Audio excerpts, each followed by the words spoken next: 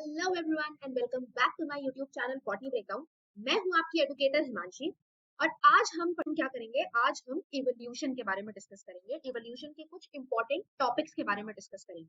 ठीक बात, चलिए शुरू करें।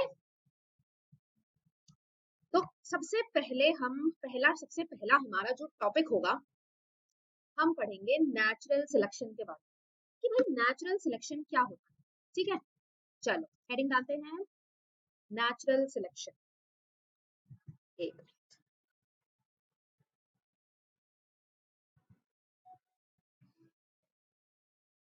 चलिए हम पढ़ेंगे सबसे पहले नेचुरल सिलेक्शन के बारे में। चलिए सबसे पहले तो मुझे ये बताइए कि नेचुरल सिलेक्शन जो था वो किसने दिया था। नेचुरल सिलेक्शन एक प्रोसेस है। इस प्रोसेस के बारे में सबसे पहले किसने बताया था? सबसे पहले डार्विन चाचा। ठीक है, उन्होंने डार्विन चाचा ने सबसे पहले बताया था नेचुरल सिलेक्शन के बारे में कि भाई नेचुरल सिलेक्शन होता क्या है। ठीक है, और ये एनवायरनमेंट में कैसे अप्लाई होता है। तो चलिए देखते हैं। चार्ल्स डार्विन ने बताया था कि existing life form shares similarities to varying degrees not only among themselves but also with life forms that existed millions of years ago। Darwin चाचा ने क्या बोला? उन्होंने बोला कि जो existing life forms है, जो इस समय लाइफ फॉर्म्स हैं, इस समय जो एट प्रेजेंट ऑर्गेनिजम्स हैं, वो क्या करती हैं? वो कुछ अपनी सिमिलैरिटीज शेयर करती हैं। ठीक है, अपनी कुछ सिमिलैरिटीज शेयर करती हैं किनके साथ? नॉट ओनली अमंग देमसेल्व्स, अपने आसपास के लोग और अपने आसपास के ऑर्गेनिज्म से ही नहीं, बट उनसे भी जो मिलियन ईयर्स पहले एग्जिस्ट करते हैं। ठीक, उनका ये कहना था कि हम जो ऑर्गेनिजम्स हैं, प्लांट्स, एनिमल्स, जितने भी लिविंग ऑर्गेनिजम्स हैं, वो अपनी सिमिलैरिटीज शेयर करते हैं। ठीक, आपके पास दो हाथ है, मेरे पास भी दो हाथ है। ठीक है, नॉट ओनली अमंग देमसेल्व्स, हम आपस में ही सारी सिमिलैरिटीज शेयर नहीं करते, बट उनके साथ भी करते हैं जो हमारे एंसेस्टर्स रह चुके हैं, जो कि क्या हो चुके हैं, मिलियन ईयर्स पहले भी जो ऑर्गेनिजम्स एग्जिस्ट कर चुके हैं, उनके साथ भी हम हमारी सिमिलैरिटीज शेयर करते हैं। Many such life forms do not exist anymore, और वो जो लाइफ फॉर्म्स हैं वो अब इस टाइम पे एग्जिस्ट नहीं करती। ठीक, there has been gradual evolution of life forms। जो लाइफ फॉर्म्स हैं उनमें क्या हो गया? ग्रेजुअल इवोल्यूशन होता चला गया है। Any population has been built in variation in characteristics। ठीक है, जो भी पॉपुलेशन होती है उसके अंदर क्या होता है? वेरिएशन देखने को मिलता है। उनकी कैरेक्टरिस्टिक्स में हमें कुछ वेरिएशन देखने को मिलेगा। those characteristics which enable some to survive better in natural conditions would outbreed others that are less endowed to survive under such natural conditions। अब उन्होंने क्या बोला कि हर पॉपुलेशन के अंदर क्या होती है? वेरिएशन होगी। ठीक, हर पॉपुलेशन के अंदर वेरिएशन होगी कैरेक्टरिस्टिक्स की, और वो कैरेक्टरिस्टिक्स अब क्या करती है? उनको वहां रहने के लिए, सर्वाइव करने के लिए बेटर सर्वाइवल बेटर करती है उनका नेचुरल कंडीशन। ठीक, जैसे कैसा? Climate, food, physical factors would outbreed others that are less endowed to survive under such natural condition.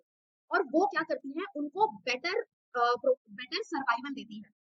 ठीक है, सपोज आप हो और मैं हूँ, मेरे अंदर ज्यादा शक्ति है। ठीक, हमारे सामने खाना पड़ा, ठीक है, हमारे सामने खाना रखा हुआ है। ठीक है, अब क्या होगा? आप एकदम पतले से, मैं एकदम शक्तिशाली, तो उस फूड को लेने की क्षमता किसमें ज्यादा होगी? ऑब्वियसली मुझ में होगी। क्यों? Because I am naturally fit, मैं ज्यादा फिट हूँ उस फूड को लेने के लिए। ठीक है, आप उतने फिट नहीं है। तो उन्होंने यही बोला कि जो वेरिएशन है, जो वेरिएशन इन कैरेक्टरिस्टिक्स है पॉपुलेशन के अंदर, वो क्या करती है? उनका सर्वाइवल बढ़ा देती है। ठीक, नेचुरल कंडीशंस के अंदर वो ज्यादा बेटर सर्वाइव कर पाते हैं जिनके अंदर ज्यादा वेरिएशन होगी, और वेरिएशन भी कैसी? पॉजिटिव। ठीक, जिनके अंदर पॉजिटिव वेरिएशन होगी वो क्या करेंगे? बेटर सर्वाइवल करेंगे अंडर नेचुरल कंडीशंस। ठीक है, चलिए। The fitness according to Darwin refers ultimately and only to reproductive fitness. अब डार्विन का ये कहना था कि जो फिटनेस होती है ना, जो सर्वाइवल अभी हमने देखा, जो वेरिएशन अभी हमने देखा, वो क्या है? उन्होंने जो फिटनेस की बात करी है, is ultimately and only to reproductive fitness. वो एक ऑर्गेनिज्म को फिट तभी मानते हैं जब उनके पास रिप्रोडक्टिव फिटनेस होती है। भले ही वो कितना शक्तिशाली हो, भले ही वो कितना बड़ा हो, कितना ही पावरफुल हो, नहीं, जब तक उस ऑर्गेनिज्म के अंदर रिप्रोडक्टिव फिटनेस नहीं होगी, उस ऑर्गेनिज्म के अंदर क्या होगा? It will not be a better fit for the environment. ठीक, इसीलिए फिटनेस अकॉर्डिंग टू डार्विन क्या था? रिप्रोडक्टिव फिटनेस, कि वो कितना ज्यादा रिप्रोड्यूस कर सकता है। इसीलिए फिटनेस अकॉर्डिंग टू डार्विन क्या था? रिप्रोडक्टिव फिटनेस था, कि वो कितना कि वो किस तरीके से रिप्रोड्यूस कर सकता है एक इन्वायरमेंट में, ठीक है, कितना ज्यादा रिप्रोड्यूस कर सकता है एक environment. Hence, those who are better fit in an environment leave more progeny than others. इसीलिए जो ज्यादा फिट होता है वो क्या करता है, लीव्स मोर प्रोजेनी देन अदर्स, वो अपनी ऑफस्प्रिंग्स बढ़ा सकता है, वो उसके ज्यादा ऑफस्प्रिंग्स होते हैं एज कंपेयर टू अदर्स, जो कि रिप्रोडक्टिव, जिस ऑर्गेनिज्म के अंदर जो ऑर्गेनिज्म रिप्रोडक्टिवली फिट नहीं है ना, उसके ऑफस्प्रिंग्स कम होंगे। लेकिन जो ऑर्गेनिज्म रिप्रोडक्टिवली फिट है, जिसके अंदर रिप्रोडक्टिव फिटनेस है, वो क्या करेगा, अपनी प्रोजेनी ज्यादा रखेगा, है ना, और जो इन्वायरमेंट है उसके अंदर अपने ऑफस्प्रिंग्स उसके ज्यादा होंगे। These therefore will survive more and hence are selected by nature. इसीलिए जिसकी ज्यादा ऑफस्प्रिंग होंगे, जिसके ज्यादा प्रोजेनी होंगे, इट विल सर्वाइव मोर, वो ज्यादा सर्वाइव करेंगे और नेचर के थ्रू सिलेक्ट होंगे। ठीक बात। He called it natural selection and implied it as a mechanism of evolution. और इसी चीज को उसने क्या बोला, नेचुरल सिलेक्शन बोल दिया था, and implied it as a mechanism of evolution. और इन्होंने बोला था कि ये नेचुरल सिलेक्शन जो है, it acts as a mechanism of evolution, इसके थ्रू ही एवोल्यूशन हुआ है, इसके थ्रू ही एवोल्यूशन पॉसिबल है। ठीक, तो अब नेचुरल सिलेक्शन का अल्टीमेट वो क्या था, चलिए, जो डार्विन ने बताया, natural selection is nothing but reproductive fitness. ठीक है, कि एक ऑर्गेनिज्म कितना रिप्रोडक्टिवली फिट है एक एनवायरनमेंट में, है ना, एक क्लाइमेट में, है ना, अपने हैबिटेट में, उन्होंने उसी चीज को बस बताया है। ठीक बात। चलिए, तो आपको आई होप नेचुरल सिलेक्शन समझ आ गया होगा। अब हमारा नेक्स्ट टॉपिक है types of evolution. Types of evolution कितने होते हैं, कितने तरीके के टाइप्स ऑफ एवोल्यूशन होते हैं। चलिए, 3 तरीके के टाइप्स ऑफ एवोल्यूशन होंगे, एक होगा डाइवर्जेंट, एक होगा कन्वर्जेंट और एक होगा अडैप्टिव रेडिएशन। चलिए, तो एक एक करके पढ़ते हैं। सबसे पहले डाइवर्जेंट एवोल्यूशन के बारे में देखते हैं कि भाई डाइवर्जेंट एवोल्यूशन क्या होता है। Some anatomical structure, same anatomical structure but different function. अब क्या होगा, वो ऑर्गेनिजम्स जिनके अंदर स्ट्रक्चर तो सेम होंगे, एनाटॉमिकल स्ट्रक्चर तो सेम होता है, लेकिन फंक्शन अलग अलग होगा। चलिए, सबसे पहले तो हम देखते हैं कि भाई डाइवर्जेंट एवोल्यूशन, ये देखिए डाइवर्जेंट एवोल्यूशन कैसे होता है, कैसे पॉसिबल होगा कि सपोज एक कॉमन एंसेस्टर होगा, ठीक, इसको हम बोल देंगे कॉमन एंसेस्टर। अब इस कॉमन एंसेस्टर से अलग अलग स्पीशीज बनेंगे या अलग अलग ऑर्गेनिज्म बनेंगे। ठीक, ये अलग अलग टाइप्स ऑफ स्पीशीज है या अलग अलग टाइप ऑफ ऑर्गेनिजम्स है। जैसे ये है species 1, this is second, this is third and this one is fourth. मतलब एक कॉमन एंसेस्टर से अलग अलग ऑर्गेनिजम्स डाइवर्ज हुए हैं, है ना, इनके अंदर क्या हुआ, सेम स्ट्रक्चर है बट इनके फंक्शंस अलग अलग हो गए due to adaptation in their needs. ठीक है, इनकी नीड्स के अकॉर्डिंग इनके अंदर अडेप्टेशंस हो गए इन ऑर्गेनिजम्स के अंदर, और हेंस ये अलग अलग स्पीशीज का फॉर्मेशन हो गया। ठीक है, तो डाइवर्जेंट एवोल्यूशन में क्या होता है, when the same structure when the same structure develops along different directions due to adaptation to different needs। क्या होगा, जो सेम स्ट्रक्चर होंगे वो डेवलप होंगे along different direction।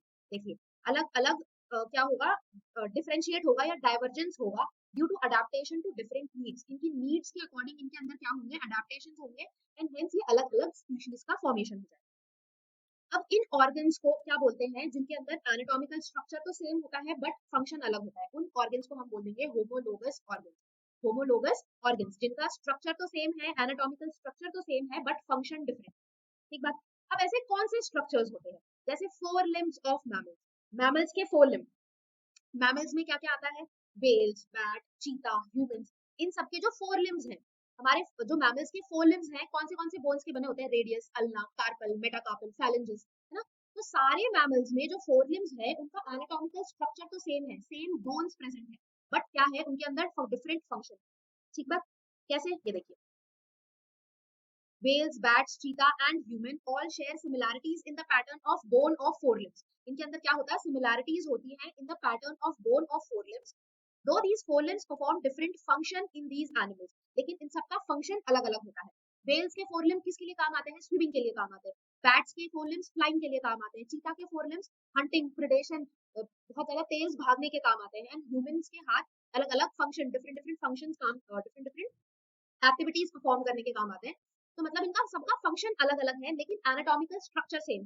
कैसे सेम है, कि सबके अंदर क्या प्रेजेंट है, humerus, radius, ulna, carpals, metacarpals and phalanges present है सबके। ठीक, हेंस इनका एनाटॉमिकल स्ट्रक्चर सेम है बट फंक्शन अलग है, इसीलिए हम इस एवोल्यूशन को हम क्या बोल देते हैं, डाइवर्जेंट एवोल्यूशन बोलते हैं। ठीक, next is thorn and tendril.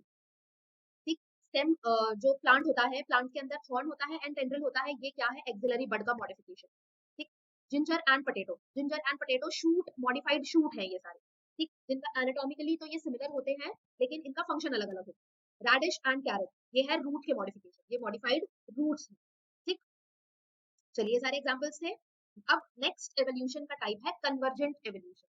Convergent evolution क्या होता है, ये देखिए, जब अलग अलग स्पीशीज, ये देखिए अलग अलग स्पीशीज है ना, ये अलग अलग स्पीशीज एक स्पीशीज का फॉर्मेशन करती है, अलग अलग स्पीशीज कन्वर्ज होके एक स्पीशीज बनाती है।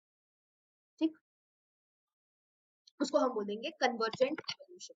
ठीक बात, ये देखिए the organs which have different origin and fundamental structure। अब इनमें क्या होता है कि इनका जो स्ट्रक्चर होगा वो तो डिफरेंट होगा बट फॉर्म्स सिमिलर फंक्शन, लेकिन इनका फंक्शन सिमिलर होगा, है ना। इनका जो फंडामेंटल स्ट्रक्चर है, इनका ओरिजिन डिफरेंट होगा लेकिन परफॉर्म्स द सिमिलर फंक्शन, और इन ऑर्गन को हम बोल देते हैं एनालॉगस ऑर्गन।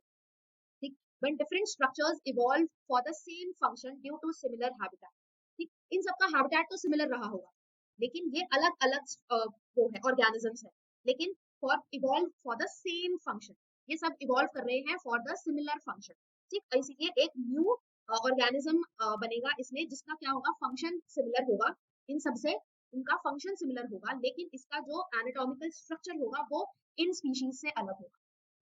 ठीक, अब ठीक बात आ गई आपको ये बात समझ में। अब कुछ एग्जांपल्स देखते हैं, चलिए। Wings of butterfly and bird, अब इनका एनाटॉमिकल स्ट्रक्चर तो अलग होगा लेकिन फंक्शन सेम होता है, फ्लाइंग के काम आता है ना। आई ऑफ ऑक्टोपस एंड ह्यूमन, देखने के काम आ रहा है लेकिन इनका एनाटॉमिकल स्ट्रक्चर अलग होगा। Flippers of dolphin and penguin. ठीक, next is sweet potato and potato. Sweet potato is a root modification and जो पोटैटो होता है ये स्टेम का मॉडिफिकेशन होता है। ठीक बात, आ गई आपको बात समझ में, कन्वर्जेंट एंड डाइवर्जेंट एवोल्यूशन। चलिए एक बार इनके भी एग्जांपल्स देख लेते हैं। Analogy refers to the situation exactly opposite, है ना। जो एनालॉगस होता है वो होमोलॉगस के बिल्कुल ऑपोजिट होता है। Wings of butterfly and of birds look alike. Wings of butterfly and birds look alike, they are not anatomically similar structures though they perform similar function. लेकिन देखने में तो एक जैसे लगते हैं wings of butterfly and birds, लेकिन anatomically इनका जो स्ट्रक्चर होता है वो बहुत डिफरेंट होता है, लेकिन इनका सिमिलर फंक्शन होगा। ठीक, hence analogous structures are a result of convergent evolution. इसीलिए कन्वर्जेंट इवोल्यूशन का रिजल्ट क्या है, एनालॉगस ऑर्गन, एनालॉगस स्ट्रक्चर, और different structures evolving for the similar function and hence having similarity. अब क्या होगी, अलग अलग स्ट्रक्चर्स या फिर अलग अलग स्ट्रक्चर्स इवॉल्व करके एक सिमिलर क्या है, फंक्शन के लिए इवॉल्व कर रहे हैं। Different structures evolving for the same function, अलग अलग स्ट्रक्चर्स इवॉल्व कर रहे हैं for the same function and hence have similarity, इसलिए इसके अंदर क्या होती है, सिमिलैरिटी देखने को मिलती है। Another example of analogous are the eye of octopus and of mammal. Eye of octopus and mammal analogous होंगे ये स्ट्रक्चर भी, जिनकी anatomical structure तो different है लेकिन function इनका same होगा। Flippers of penguin and dolphin, ठीक। Next is sweet potato, which is a root modification, and potato, which is stem modification, is another example of analogous organs. Okay, तो ये तो था हमारा convergent and divergent evolution। अब हमारा next topic है adaptive radiation, कि भाई adaptive radiation क्या होता है। चलो अडेप्टिव रेडिएशन क्या होता है। पहली बात तो अडेप्टिव रेडिएशन के बारे में किसने बताया था, डार्विन ने बताया था। डार्विन जब गैलापागोस आइलैंड पे गया था उस जर्नी के दौरान उसने अडेप्टिव रेडिएशन के बारे में बताया था। जब वो गैलापागोस आइलैंड पे गए थे तब उन्होंने क्या देखा था, उन्होंने डाइवर्सिटी ऑफ क्रिएचर्स देखे थे, मतलब उन्होंने अलग अलग टाइप ऑफ क्रीचर्स देखे थे। और उनमें से भी सबसे ज्यादा इंटरेस्टिंग, उनको सबसे ज्यादा इंटरेस्टिंग क्रिएचर कौन सा लगा, स्मॉल ब्लैक बर्ड्स। ठीक बात, उनको सबसे ज्यादा क्रिएटिव और डाइवर्सिटी एक पर्टिकुलर क्रीचर में मिली, वो है स्मॉल ब्लैक बर्ड्स। क्यों, और इन्हीं स्मॉल ब्लैक बर्ड्स को बाद में क्या बोल दिया गया था, डार्विन फिंचेस। ठीक, अब उन्होंने वहां जाके क्या ऑब्जर्व किया था कि ये जो डार्विन फिंचेस हैं ये जो डार्विन फिंचेस हैं या फिर ये जो स्मॉल ब्लैक बर्ड्स हैं, उन्होंने उसमें क्या कैरेक्टरिस्टिक देखी थी कि बहुत सारी वेराइटीज ऑफ फिंचेस प्रेजेंट है ना, एक जैसी बहुत सारी अलग अलग डाइवर्सिटी या वेराइटी में ये फिंचेस प्रेजेंट है। of all the varieties evolved on the island itself, और वो जितनी भी varieties थी उनका evolution उसी गैलापागोस आइलैंड पे हुआ है। ठीक, कौन से सबका evolution कहाँ हुआ है, उसी आइलैंड पे हुआ है। ठीक, और कहाँ से उनका evolution हुआ है, from the original seed eating features। Originally वो जितनी भी बर्ड्स थी, ये देखिए ओरिजिनली वो जितनी भी बर्ड्स थी वो कैसी थी, सीड ईटिंग बर्ड्स थी, वो सारी सीड पे फीड करती थी। ठीक है, उनका ओरिजिनल फीचर ये था। बट ड्यू टू अडेप्टेशन और उनकी अलग अलग हैबिटेट की वजह से, ठीक है, जोग्राफिकल आइसोलेशन हुआ, उनके पास अलग अलग हैबिटेट में वो डिस्ट्रीब्यूट हुए और उनकी फीडिंग हैबिट्स चेंज हो गई, है ना। अब वो जिसमें फीड कर रहे थे वो उनका खाना बदल गया, उसकी वजह से क्या हुआ, उनके अंदर अडेप्टेशन आई और वो जो बर्ड की बीक है उन्होंने क्या किया, शेप अपना चेंज किया। ये देखिए, ये सारी अलग अलग वेराइटीज ऑफ बीक है, ये सारी एक ही बर्ड है ना, लेकिन इन सबका बीक का साइज देखिए और बीक का शेप देखिए कि कैसे कैसे अलग अलग शेप ऑफ बीक है ये, ठीक। तो इस बीक के शेप की अलग अलग प्रेजेंट होना, इन बीक ऑफ शेप का अलग अलग प्रेजेंट होना क्या बताता है, अडेप्टिव रेडिएशन में, ठीक।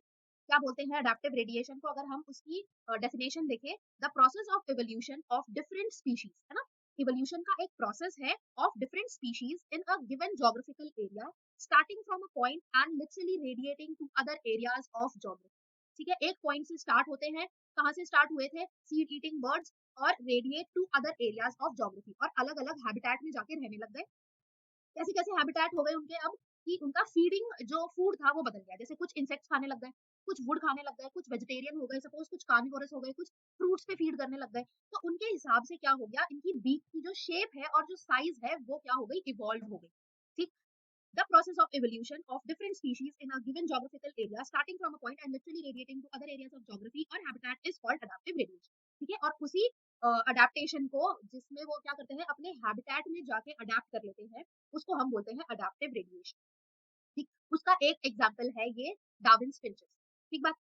चलिए, और एक एग्जाम्पल है ऑस्ट्रेलियन मार्सुपियल्स, क्या है एक और एग्जाम्पल, ऑस्ट्रेलियन मार्सुपियल्स। चलिए इनके बारे में पढ़ते हैं।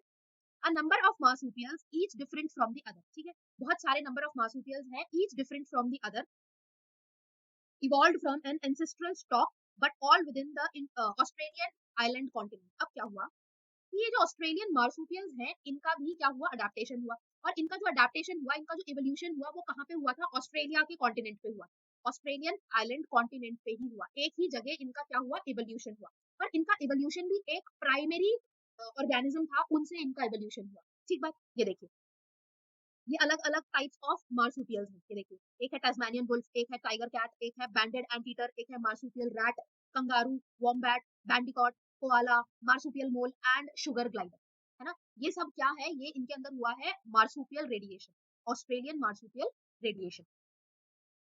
चलो, एक एक और एग्जांपल है, और ये जितना भी एवोल्यूशन हमने देखा अडेप्टिव रेडिएशन, इसको हम कन्वर्जेंट एवोल्यूशन भी बोल सकते हैं, है ना। इसको हम कन्वर्जेंट एवोल्यूशन भी बोल सकते हैं, व्हाई, क्योंकि इनका एक कॉमन एंसेस्टर है ना। Placental mammals in Australia also exhibit adaptive radiation in evolving into a varieties of such placental mammals, each of which would be similar to a corresponding marsupial, ठीक। अब जो placental mammals है Australia में जो रह रहे हैं, they also exhibit adaptive radiation, ठीक बात। जैसे placental wolf and Tasmanian wolf marsupial, ये भी क्या करते हैं, अडेप्टिव रेडिएशन शो करते हैं। तो ये तो था हमारा third type of evolution which was adaptive radiation. चलिए, अब ये हमारा टॉपिक खत्म हो गया, अब है लेमार्किज्म एंड डार्विनिज्म, ठीक है। लेमार्क ने कुछ थियोरीज दी थी इवोल्यूशन के ऊपर, उन्होंने कुछ थियोरीज दी थी, तो उनके बारे में पढ़ते हैं। इसके ऊपर सीधा सीधा एक 5 नंबर का क्वेश्चन आ जाता है, या 3 नंबर का क्वेश्चन आ जाएगा कि लेमार्क ने कौन सी थियोरीज ऑफ इवोल्यूशन दी थी, उन्होंने क्या क्या बताया था, कि लेमार्क के पर्सपेक्टिव में उन्होंने क्या क्या बताया था कि कैसे इवोल्यूशन हुआ है, विद एग्जांपल्स बताना, ठीक बात। चलिए, और उन्हीं थियोरीज को हम क्या बोल देते हैं, लेमार्किज्म बोल देते हैं। चलिए, the first logical theory of evolution was proposed by Lamarck, ठीक। जो पहली लॉजिकल थियोरी ऑफ इवोल्यूशन थी, अगर किसी ने बताई थी तो किन्होंने बताई थी, लेमार्क ने बताई, ठीक। और कौन सी बुक थी, फिलोसफी जूलॉजी, ठीक, उसके अंदर उन्होंने क्या बताई थी, अपनी कुछ थियोरीज दी थी ऑफ इवोल्यूशन। चलिए, उन्होंने क्या बताया था, पहला पहला उन्होंने बताया था इंटरनल वाइटल फोर्सेस प्रेजेंट, एक ऑर्गेनिज्म के अंदर क्या प्रेजेंट होंगी, इंटरनल वाइटल फोर्सेस प्रेजेंट होंगी। Due to the presence of some internal vital forces, all organisms have a tendency to increase in size of their organs or entire body। उन्होंने क्या बताया कि हर ऑर्गेनिज्म के अंदर एक इंटरनल वाइटल फोर्स होता है, जिनके पास, इसीलिए ऑर्गेनिजम्स के पास have the tendency to increase in size, जिसकी वजह से जो ऑर्गेनिज्म है वो अपने साइज में बढ़ जाती है, या तो अपने ऑर्गन्स को बढ़ा सकती है, साइज में अपने ऑर्गन्स को बढ़ा सकती है, या फिर अपने पूरे बॉडी को भी साइज में बढ़ा सकती है, इंक्रीज कर सकती है, ठीक है। ये तो था इनका पहला कंसेप्ट। दूसरा कंसेप्ट इन्होंने ये बताया था कि effect of environment on and new needs, ठीक, कि environment influences all type of organism, जो एनवायरनमेंट है वो किसको इन्फ्लुएंस करता है, सारे ऑर्गेनिजम्स को इन्फ्लुएंस करता है। Changing environment give rise to new needs, और जैसे ही एनवायरनमेंट चेंज होता है वैसे क्या जनरेट होते हैं हमारे अंदर, न्यू नीड्स जनरेट होती है। And These new needs produces new structure, और उन्हीं नीड्स से, उन्हीं न्यू नीड्स से नई स्ट्रक्चर्स बन जाती है, ठीक है। And change habits of the organism, और क्या होता है, चेंज इन हैबिट हो जाता है ऑफ ऑर्गेनिज्म। चलिए, ये तो था इनका सेकंड पोस्टुलेट। उन्होंने थर्ड कॉज क्या बताया था, use and disuse of organ. हम जिस ऑर्गन को ज्यादा से ज्यादा यूज करेंगे वो उतना ज्यादा डेवलप होता चला जाएगा, और जिन ऑर्गन्स का हम यूज कम कर देंगे वो उतना क्या हो जाएगा, डीजनरेट हो जाएगा, ठीक। if an organ is constantly used over generation, it would be better developed, ठीक है। जितना एक ऑर्गन को हम constantly यूज करते रहेंगे over generation and generation, it would be better developed, वो उतना ज्यादा डेवलप हो जाएगा।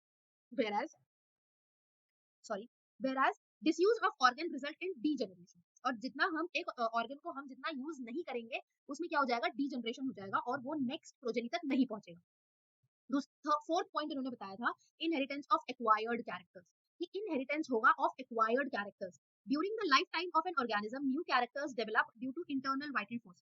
उन्होंने बोला था कि न्यू कैरेक्टर्स डेवलप होंगे due to internal vital forces, ठीक। न्यू इन्वायरमेंट और इंटरनल वाइटल फोर्सेस की वजह से क्या होगा, नई नीड्स डेवलप होंगी, न्यू कैरेक्टर्स डेवलप होंगे, effect of environment, new needs, या फिर डिसयूज और use and disuse of organs. All these acquired characters are inherited from one generation to another. अब ये जितनी भी कैरेक्टर्स हमने अक्वायर करी है, जैसे internal vital force, effect of environment, new needs, use and disuse of organs, ये जितनी भी कैरेक्टर्स हमने बाहर से एक्वायर करी है वो सब एक जनरेशन से दूसरे जनरेशन पास ऑन हो सकती है, ठीक है। इसका मतलब होता है इनहेरिटेंस ऑफ एक्वायर्ड कैरेक्टर्स। ये एक्वायर्ड कैरेक्टर्स आफ्टर बर्थ हमने जितनी भी कैरेक्टर्स एक्वायर करी है वो एक जनरेशन से दूसरे जनरेशन में पास ऑन हो सकती है, ठीक बात। ये सब तो इनके क्या थे, उन्होंने बताए थे, ये सारे कंसेप्ट बताए थे ऑफ लेमार्किस। अब उन्होंने इसके बेसिस पे कुछ एग्जांपल्स भी बताए। चलिए एग्जांपल्स देखते हैं। Long neck and four limbs of giraffe. उन्होंने बताया था कि जो जिराफ है, जिराफ की गर्दन इतनी लंबी कैसे हुई, उसके फोर लिम्स इतने बड़े कैसे हुए, उनकी नेक इतनी लॉन्ग कैसे हुई। Lamarck gave the example of giraffe who in an attempt to forage leaves on tall trees had to adapt by elongation of their necks। उन्होंने क्या बताया कि चलिए लेमार्क ने क्या बताया, उन्होंने एग्जांपल दिया जिराफ का। उन्होंने बोला कि उनको लीव्स खाने के लिए मिलती थी कहाँ पे, टॉल ट्रीज पे। टॉल ट्रीज की लीव्स उनको फीड करनी पड़ती थी, जिसकी वजह से क्या हुआ, उनके अंदर न्यू नीड क्रिएट हुई। Due to new need internal vital force generate हुआ, और उनकी जो जिराफ की नेक है वो कैसी हो गई, लॉन्ग हो गई, ठीक। As they passed on this acquired character of elongating neck to succeeding generations, giraffe slowly evolved over the years, came to acquire long necks। और क्या बोला कि इन न्यू नीड की वजह से इनके अंदर ये डेवलप हुआ, लॉन्ग नेक डेवलप हुआ, और यही लॉन्ग नेक अब क्या हुआ, पास ऑन हुई हर जनरेशन के अंदर, एंड स्लोली ये इवॉल्व हो गए, जिराफ इवॉल्व हो गए और उनके पास लॉन्ग नेक्स, ठीक। ये तो था इनका पहला एग्जाम्पल। इनका दूसरा एग्जाम्पल था aquatic birds stretch their toes and develop. इन्होंने क्या बताया, जो एक्वेटिक बर्ड्स होते हैं जैसे डक्स होंगी, ये सब होते हैं, जो डक्स एंड स्वान्स होते हैं, उनका टोज कैसे होते हैं, वेब्ड होते हैं, है ना, एक दूसरे से जुड़े हुए होते हैं, वेब्ड टोज होते हैं। तो वो वेब टोज का डेवलपमेंट कैसे हुआ, जब उन बर्ड्स ने क्या किया, उनके जो टोज हैं उनको स्ट्रेच किया, है ना, उनको खींचा, तब जाके उनके अंदर वेब्ड टोज का डेवलपमेंट हुआ। थर्ड उन्होंने बताया था snake lost their legs. Use and disuse of organs में मतलब कि स्नेक्स अपने लेग्स का यूज नहीं करते थे, हेंस उनके जो लेग्स थे ओवर जनरेशन क्या हो गए, खत्म हो गए, ठीक। Lamarck had said that evolution of life forms had occurred but driven by use and disuse of organs। उन्होंने क्या बताया कि evolution of life forms had occurred, है ना, evolution तो हुआ है by use and disuse of organs। किसके थ्रू हुआ है, use and disuse of organs के थ्रू क्या हुआ है, evolution हुआ। Nobody believes this conjecture anymore। अब लेकिन आप खुद देखिए, क्या ये सारे पॉइंट्स उन्होंने जितने भी बोले हैं ये वैलिड है, ये बिल्कुल वैलिड नहीं है ना। लेकिन he was the first one two observe all this things. उन्होंने पहले लॉजिकल थ्योरी दी थी उन्होंने इवोल्यूशन के बारे में, इसीलिए ये कुछ हद तक क्या बिल्कुल भी ये सही नहीं है। उन्होंने जितने भी कंसेप्ट्स बताए, डार्विन ने क्या कर दिया था, एक एक करके इन सब के बारे में डिसएग्री हो गए थे, है ना, इन सबका डिसएग्रीमेंट आ गया था कि कोई ऐसी इंटरनल वाइटल फोर्सेस हमारे अंदर प्रेजेंट नहीं होती, ऐसा कोई इन्वायरमेंट के इफेक्ट की वजह से हमारे अंदर न्यू नीड्स क्रिएट नहीं होती, है ना। हम कुछ टाइम के लिए एक्लिमेटाइज हो जाते हैं लेकिन हम अडेप्ट नहीं कर पाते। फिर use and disuse of organs, ये तो बिल्कुल भी सही नहीं है। इसका रियल लाइफ एग्जांपल है कि हम हमारी आईज जितनी ज्यादा यूज करते चले जाते हैं वो उतनी ज्यादा वीक हो जाती है ना। ऐसा नहीं होता कि हमारी आईज और ज्यादा डेवलप हो जाएंगी और ज्यादा ब्राइट। फिर है इनहेरिटेंस ऑफ एक्वायर्ड कैरेक्टर्स, मतलब हमारे अंदर जितने भी एक्वायर्ड कैरेक्टर्स है उनका इनहेरिटेंस नहीं होता, हमारे अंदर ऑलरेडी जितने भी कैरेक्टर्स प्रेजेंट है बस उन्हीं का पास ऑन होता है फ्रॉम जनरेशन टू जनरेशन, ठीक। जिन्होंने बताई थी जर्म प्लाज्म थ्योरी, जिन्होंने बताई थी ऑगस्ट वीजमैन ने बताई थी जर्म प्लाज्म थ्योरी, कि जो भी हमारे जेनेटिक चेंजेस होते हैं या जीन्स में हमारे जितने भी कैरेक्टर्स प्रेजेंट होते हैं वही पास ऑन होते हैं, नॉट दी एक्वायर्ड कैरेक्टर्स। हमारे सोमैटिक सेल्स में जितने भी कैरेक्टर्स होते हैं वो पास ऑन नहीं होते, ओनली दी जर्म सेल के अंदर जितनी भी जीन्स के अंदर जितनी भी कैरेक्टर्स होते हैं बस वही पास ऑन होते हैं, ठीक। तो ये तो थी लेमार्क की कुछ कंसेप्ट। ठीक, ये थोड़ा सा इंपॉर्टेंट था।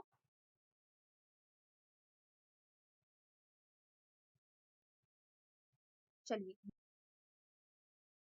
चलिए, एक डायरेक्ट क्वेश्चन इस पे आता है कि ये एक टाइप ऑफ नेचुरल सिलेक्शन है जो कि इंडस्ट्रियल मेलिज्म के नाम से जाना जाता है। ठीक है, हम इसके बारे में पढ़ेंगे।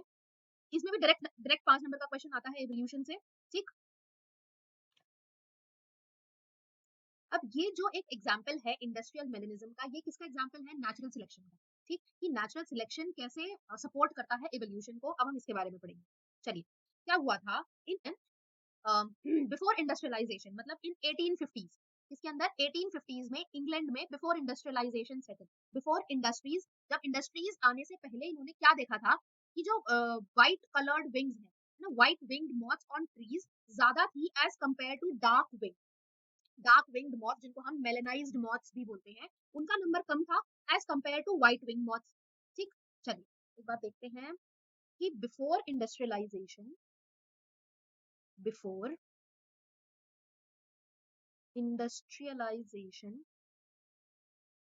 ठीक है, 1850s में हमने क्या देखा था कि व्हाइट विंग्ड मॉथ जो है, व्हाइट विंग्ड मॉथ ये ज्यादा थी, और जो ब्लैक विंग्ड मॉथ है ना, ब्लैक या हम बोल सकते हैं डार्क विंग, ना, जो ब्लैक विंग्ड मॉथ्स है इनका नंबर कम है ना। बिफोर इंडस्ट्रियलाइजेशन 1850s में हमने देखा कि व्हाइट विंग मॉथ ज्यादा है, एंड जो डार्क विंग मॉथ है जिनको हम मेलेनाइज्ड मॉथ्स भी बोलते हैं, इनका नंबर बहुत ज्यादा कम है। ठीक, ये ऑब्जर्वेशन देखी गई थी 1850s में। अब एक ऑब्जर्वेशन देखी गई थी 1920s में, ये बात है आफ्टर इंडस्ट्रियलाइजेशन। आफ्टर इंडस्ट्रियलाइजेशन क्या देखा गया कि जो व्हाइट विंग्ड मॉथ्स हैं, जो व्हाइट विंग्ड मॉथ्स हैं, इनका नंबर तो अब कम हो गया, और जो डार्क विंग्ड मॉथ है, ठीक, जो डार्क विंग्ड मॉथ्स है, इनका नंबर अब क्या हो गया? इंक्रीज हो गया। ये दो ऑब्जर्वेशन देखी गई थी, है ना, एक 1850s में देखी गई थी, एक 1920s में देखी गई थी। चलिए, ये दो ऑब्जर्वेशन देखी गई थी, एक देखी गई थी 1850s में, क्या देखा गया था? बिफोर इंडस्ट्रियलाइजेशन, है ना, इस टाइम तक इंडस्ट्रियलाइजेशन नहीं हुआ है, इंडस्ट्रीज का सेटअप नहीं हुआ है इन इंग्लैंड, कि व्हाइट विंग्ड मॉथ्स जितनी भी है उनका नंबर ज्यादा है as compare to black winged moths. ठीक, लेकिन 1920s में क्या देखा गया आफ्टर इंडस्ट्रियलाइजेशन, कि व्हाइट विंग्ड मॉथ्स जितनी भी है उनका नंबर तो कम हो गया, और जो डार्क विंग्ड मॉथ है उनका नंबर ज्यादा हो गया, उनका नंबर बढ़ गया। ठीक, चलिए अब देखते हैं कि ये ऐसा नंबर के अंदर डिसप्रपोर्शन क्यों आया। The explanation put forward for this observation was that predators will spot a moth against a contrasting background. ठीक है, इसके अकॉर्डिंग इन्होंने क्या देखा कि इसका ऑब्जर्वेशन क्या आया कि before industrialisation and after industrialisation बिल्कुल क्या हो गया? ऑपोजिट प्रोपोर्शनेट हो गया था। तो ये क्यों हुआ? ड्यू क्यों? Because predators will spot a moth against a contrasting background. ये प्रिडेटर्स जो है वो क्या करेंगे? ये देखिए यहाँ पे कैसे बार्क है, ये बार्क ऑफ ट्री है, ये बार्क ऑफ ट्री कैसा है? लाइट है। अब इस लाइट में दो टाइप ऑफ मॉथ है, एक है डार्क विंग, एक है लाइट विंग। ठीक, तो इसमें कौन स्पॉट होगा?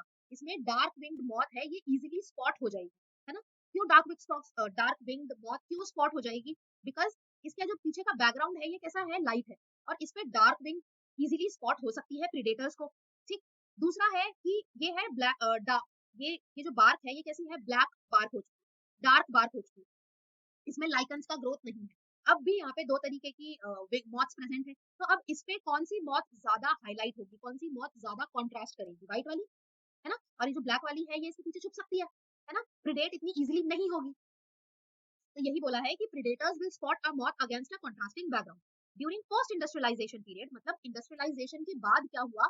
The tree trunks became dark due to industrial smoke and soots. अब क्या हुआ? बिफोर इंडस्ट्रियलाइजेशन, जब इंडस्ट्रियलाइजेशन नहीं हुआ था तब तक जितनी भी ट्रीज की बार्क थी वो कैसी थी? लाइट थी। लाइट थी, क्यों लाइट थी? क्योंकि इस पे लाइकेंस का ग्रोथ था। चलिए मैं यहाँ पे लिख देती हूँ कि ये कैसी ऑब्जर्वेशन है? ये तो है बिफोर इंडस्ट्रियलाइजेशन, ये है बिफोर इंडस्ट्रियलाइजेशन, है ना, बिफोर इंडस्ट्रियलाइजेशन। और यहाँ पे कैसी वो है? ये है लाइट बार्क, लाइट बार्क बोल सकते हैं या लाइट बैकग्राउंड है। है ना? तो इसमें इजीली स्पॉट कौन हो जाएगी? ब्लैक विंग्ड मॉथ, और ब्लैक विंग्ड मॉथ इजीली क्या हो जाएगी? प्रिडेट हो जाएगी, और हेंस ज्यादा प्रिडेट हो जाएगी तो मतलब इसका नंबर कम हो जाएगा, है ना? और ये सर्वाइव कर सकती है ऐसी कंडीशन में, है ना? क्योंकि ये इजीली स्पॉट नहीं होगी। तो इसीलिए बिफोर इंडस्ट्रियलाइजेशन क्या देखा गया कि जो डार्क विंग्ड मॉथ है ये इजीली प्रिडेट हो जाती है, प्रिडेटर्स इनको इजीली स्पॉट कर लेते थे, इसीलिए इनका जो नंबर था ये बहुत कम था, और व्हाइट विंग्ड मॉथ इजीली इसके अंदर ब्लेंड हो जाती थी, है ना? व्हाइट बैकग्राउंड में या लाइट बार्क की प्रेजेंस में, लाइकेंस की प्रेजेंस में ये ब्लेंड हो जाती थी, इसीलिए इनका व्हाइट विंग्ड मॉथ का नंबर ज्यादा था। लेकिन इंडस्ट्रियलाइजेशन हुआ, है ना? इंडस्ट्रियलाइजेशन होने के बाद इंडस्ट्रीज आई तो स्मोक जनरेट हुआ, सूट जनरेट हुआ, जिसकी वजह से क्या हुआ? लाइकेंस की जो ग्रोथ थी वो खत्म हो गई, है ना? और ये स्मोक जाके किस पे डिपॉजिट हो गया? बार्क पे। ये जो ट्रीज है, ट्रीज की बार्क पे जाके डिपॉजिट हो गया, और ये बार्क अब कैसी हो गई? ब्लैक हो गई, है ना? ये बात है after industrialisation. After industrialisation, after industrialisation में हमने क्या देखा कि जो डार्क कलर की हो गई बार्क, जो बार्क है वो कैसी हो गई? डार्क कलर हो गई। अब इस डार्क कलर में ये जो डार्क कलर की विंग जो मॉथ है ये क्या होगी? ये इजीली ब्लेंड हो जाएगी, है ना? इजीली ब्लेंड हो जाएंगी, और जो व्हाइट कलर की मॉथ है ये क्या होगा? इजीली इनका प्रिडेशन हो सकता है ना? ये तो और हाईलाइट हो जाएंगी डार्क बैकग्राउंड में, तो इसीलिए इनका नंबर कम था, क्योंकि ये इजीली क्या हो जाती थी? प्रिडेट हो जाती थी। और ये जो white wing dark wing moth है ये क्या होती थी? इजीली ब्लेंड हो जाती थी। इसीलिए after industrialisation white winged moth जितनी भी थी उनका नंबर कम था, और डार्क विंग्ड मॉथ का नंबर कैसा था? ज्यादा था। ठीक बात, आगे बात आपको समझ में कि बिफोर इंडस्ट्रियलाइजेशन कैसे कॉन्सिक्वेंसेस थे, एंड आफ्टर इंडस्ट्रियलाइजेशन क्या हुआ, और कैसे इनका नंबर बिफोर इंडस्ट्रियलाइजेशन था और आफ्टर इंडस्ट्रियलाइजेशन का नंबर कैसे ऑल्टर हो गया। चलिए चलिए, now during post industrialisation period the tree trunks become dark due to industrial smoke and heat, है ना? आफ्टर इंडस्ट्रियलाइजेशन क्या देखा गया? जो ट्री के ट्रंक्स थे वो कैसे हो गए थे? डार्क कलर हो गए थे due to smoke and soot. Under this condition the white winged moth did not survive due to predators. इसकी वजह से क्या हुआ? जो व्हाइट विंग्ड मॉथ थी ये क्या हो गई? प्रिडेट हो गई। प्रिडेटर्स ने इनको इजीली स्पॉट कर लिया और इनको प्रिडेट कर दिया इन पे। नाउ डार्क विंग्ड या मेलेनाइज्ड मॉथ सर्वाइव, और इसी डार्क जो बार्क थी इसी के कारण क्या हो गया? ये जो इजीली डार्क विंग्ड मॉथ थी ये इजीली क्या कर गई? ब्लेंड हो गई इनटू द बैकग्राउंड, और इसीलिए इनका प्रिडेशन नहीं हो पाया, and hence they survive. Now before industrialisation was settled, अब क्या देखते हैं बिफोर इंडस्ट्रियलाइजेशन कैसा था? Thick growth of almost white coloured lichen covered the trees in the background. अब क्या हो गया? ये देखिए, ये जो व्हाइट कलर की बैकग्राउंड है इस पे क्या है? लाइकेन्स की ग्रोथ है, जिसकी वजह से क्या था? इनके ऊपर व्हाइट कलर की ये सारी कैसी थी? ट्री की ट्रंक्स थी। Now in that background the white winged moth survive. अब व्हाइट होने की वजह से जो व्हाइट विंग्ड मॉथ थी इन्होंने तो सर्वाइव कर लिया, while while but the dark winged moths were picked out by predators, लेकिन जो डार्क विंग्ड मॉथ थी वो क्या हो गई? Picked out by predators, and hence इनका नंबर कम था और इनका नंबर ज्यादा था। ठीक। नाउ जो लाइकेंस थे it is used as industrial pollution indicators, ठीक है? जहां पे लाइकेंस की ग्रोथ कब थी? बिफोर इंडस्ट्रियलाइजेशन, है ना? ये पोल्यूशन इंडिकेटर्स होते हैं लाइकेन, इसीलिए बिफोर इंडस्ट्रियलाइजेशन इनकी प्रेजेंस थी, लेकिन आफ्टर इंडस्ट्रियलाइजेशन इनकी प्रेजेंस नहीं थी lichens. They will not grow in areas that are polluted, ठीक है? जिस एरिया में पोल्यूशन ज्यादा होता है उस एरियाज में इनकी ग्रोथ नहीं होती।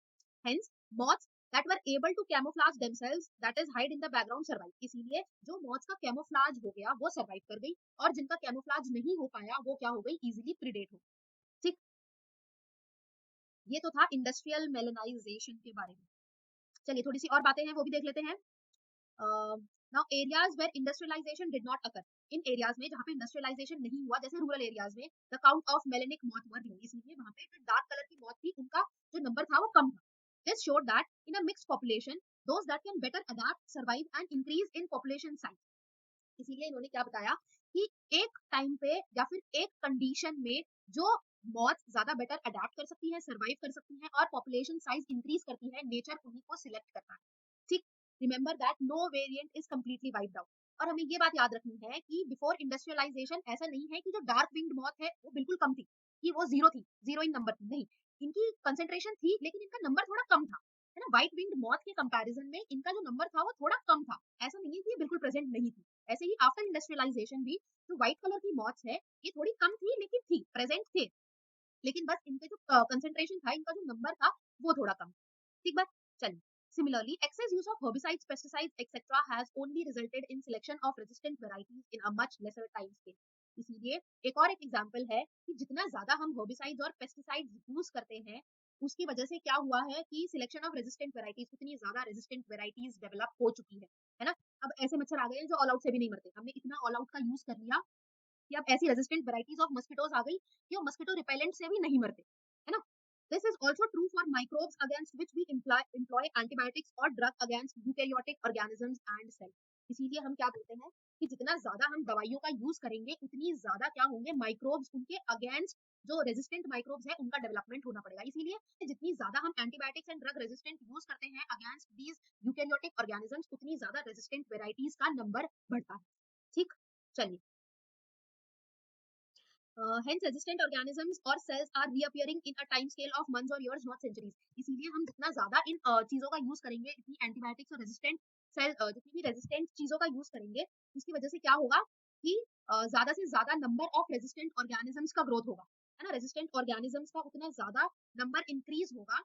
These are the example of evolution by anthropogenic action. और ये किसका evolution by anthropogenic action? ये सारे human man made चीजें हैं जिनकी वजह से हम evolution देख रहे हैं, है ना। ये नेचुरल इवोल्यूशन नहीं है, ये सब क्या है, मैन मेड इवोल्यूशन है। ये सारा एंथ्रोपोजेनिक, जितने भी हमने भी 3 एग्जांपल्स के बारे में डिस्कस किए, ये सब कैसे एग्जांपल है ऑफ एंथ्रोपोजेनिक एक्शन। ठीक बात। तो ये तो था अबाउट इंडस्ट्रियलाइजेशन, इंडस्ट्रियल मेलेनाइजेशन। ठीक बात। इस पे डायरेक्ट 5 नंबर का क्वेश्चन आता है या 3 नंबर का क्वेश्चन आता है, इजीली अब अटेम्प्ट हो जाएगा। ठीक बात। चलिए, ये तो थे हमारे सारे important topics of the chapter evolution. ठीक, आई होप आपके लिए ये वीडियो बहुत ज्यादा इंपॉर्टेंट रही होगी। नेक्स्ट क्लास में हम दूसरे चैप्टर के बारे में डिस्कस करेंगे। टिल देन, अगर आपको मेरी वीडियो अच्छी लगी हो तो please do like, comment, share and subscribe to my YouTube channel. Thank you so much for your time.